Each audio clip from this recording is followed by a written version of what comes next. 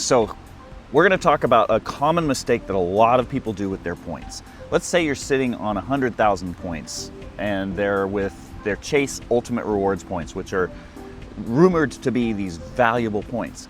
If you book flights through the Chase portal, which is basically like using Expedia, except you're spending points through Chase and you're giving those points back to Chase, you're limited to 1.25 or 1.5 points per dollar, depending on the card that you have. So in other words, if you book your flight through the Chase travel portal and you have 100,000 points and you earn 1.5 cents per point, you're gonna get no more and no less than a $1,500 flight or two $750 flights. Now, to a lot of people that sounds great, but it takes a lot of effort to earn 100,000 points, and by redeeming through the portal, all you're going to get is $1,000 or $1,500. And again, that might sound like a lot of money, but if you transfer those points to an airline or you transfer those points to a hotel, you can selectively transfer only when they're giving a lot more value. And when I say a lot more value,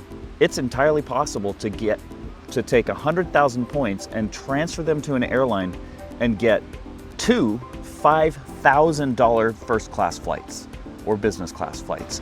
Or you could take 100,000 points and get 5 or 10 nights at a very nice hotel that's worth $300 to $500 per night.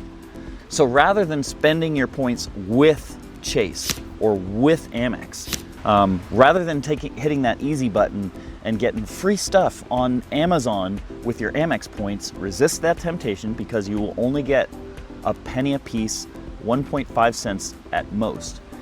And learn to transfer those points to Air Canada, United, Singapore Airlines, Emirates, Etihad. There are dozens of airlines and half a dozen hotels where you can get 3 to 25 times more for your points.